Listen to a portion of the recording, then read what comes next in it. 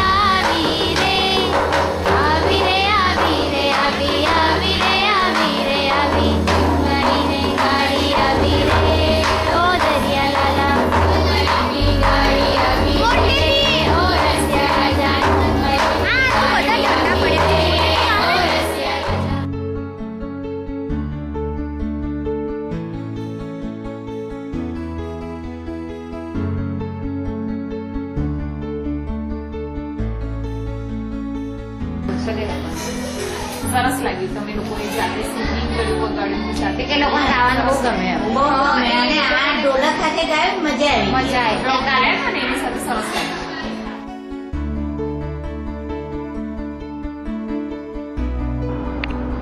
Since the topic was sensitive, we started with a story and then we went to the topic of the awareness program. First of all, they all were very shy, but then they got to know about it and were frank with us. The principal also thanked us for our efforts since this was something different from what they had always had. So girls hail from villages, so they might become victims of bad touch. So we all decided to create an awareness workshop where we taught them about the two types of touches, that is good touch and bad touch. કોઈ પણ માણસ ખરાબ સ્પર્શ કરે તો આપણે એને કહીશું ના.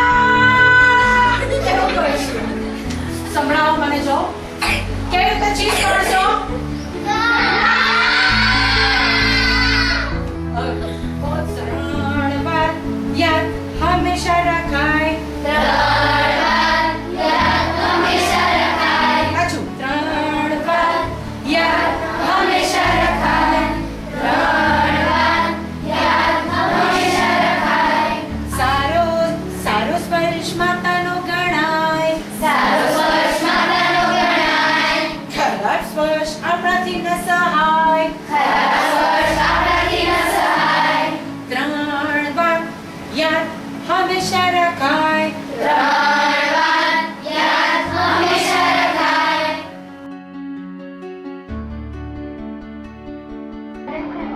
તમારા પ્રોગ્રામમાં ટોટલી ડિફરન્ટ છે. આવું કંઈક જ્ઞાન અમને કંઈક અત્યાર સુધી કોઈકે આપ્યું હોય છોકરીઓને જાણી અજાણી, પણ પછી એમને શરમ થોડીક દૂર થઈને લાગ્યું કે કંઈક જીવનમાં જાણવા જેવું જરૂરી છે.